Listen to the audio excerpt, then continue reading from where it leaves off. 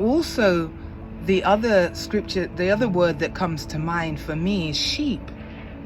When I look at sheep and I think about the role that sheep have, and I look at them, you know, there was a time when I used to live by a field, and it was like when I looked out of my window, all I could see was sheep in the field, in this green pasture, as it talks about in the scriptures. And obviously the shepherd moves the sheep around and makes sure that they graze on the land where they're supposed to graze, and then he brings them back in. But while I was looking at the role of the shepherd and the sheep, I was looking at also the role of government and we as a people. And what came to my mind, Dr. Pitman, was the false security.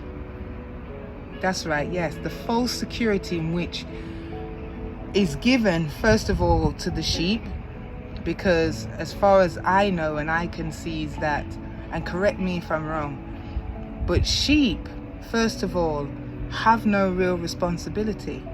They can't carry any weight, so they're not like donkeys, they don't weight bear. They cannot really think for themselves. The shepherd does all the thinking and the guiding and the leading for them. And then their fur is shaved off, and their fur is used for clothing, for, you know, coats and things like that. And then they're slaughtered, and humans consume them.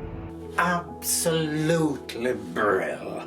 Bamboo ashes bring me to appropriate identification with the word realism. What do I mean by realism? People have been going up and down the country, have been going in and out of churches without even as much as batting an eyelid to find out whether or not the questions that are hidden part and parcel, you'd call it hidden agenda. On the international horizon, there are forces that are deemed in order to lure us, sheep, people, sheep, and into a false sense of security. What a sad comment. Oh, by the way, life can be beautiful. No, yes, the sheep is designed for the slaughterhouse. That is how real the 23rd Psalm can be. Wake up!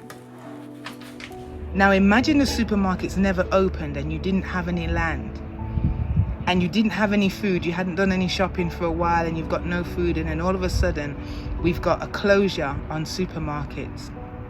How would you eat? Especially in places like England and America.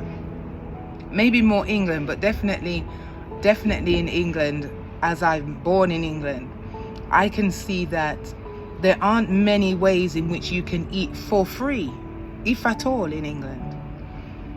You don't have, which we have here, plenty of trees that grow with akis and bananas and mangoes and breadfruit and soursop and, you know, star fruits and all these things that are readily available to us. Even if you don't have it on your own land, somebody has it. There's a tree overhanging on the road that you can pick something and you can eat, even if the supermarkets are closed. So as a sheep who cannot think for themselves, you're then brought into a false security. So imagine now the sheep is brought into this green pasture, he's laid down, giving it security, and then the next thing, this shepherd is bringing shears to the sheep, taking off all his fur, leaving him bare. And then once he's left bare, he's brought to a house which they call the slaughterhouse, and his neck is cut. Did that sheep know that that was his end destination?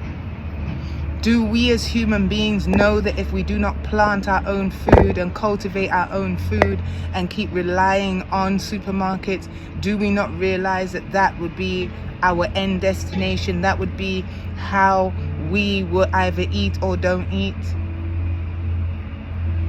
So when they talk about the sheep, I wonder why a divine creator would create his people, her people, to be dumb, to not be able to think for themselves, to not be able to feed themselves.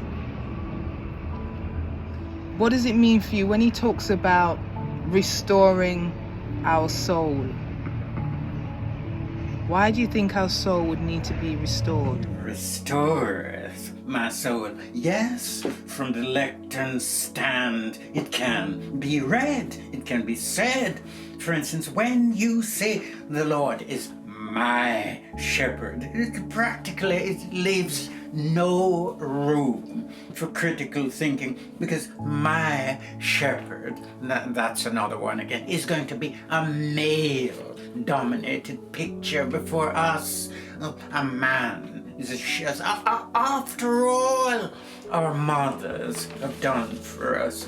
Where does female? So when it comes to Lord, now we're talking about the phenomenon adduced to the House of Lords, another male dominated entity. The Lord for me stands out because I recognize that growing up, and even more recently, realizing that there is more than one Lord.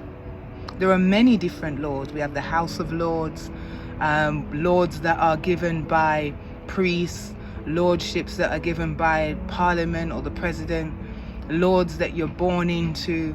You know, there are so many. In fact, I believe there's about 267 different types of lords.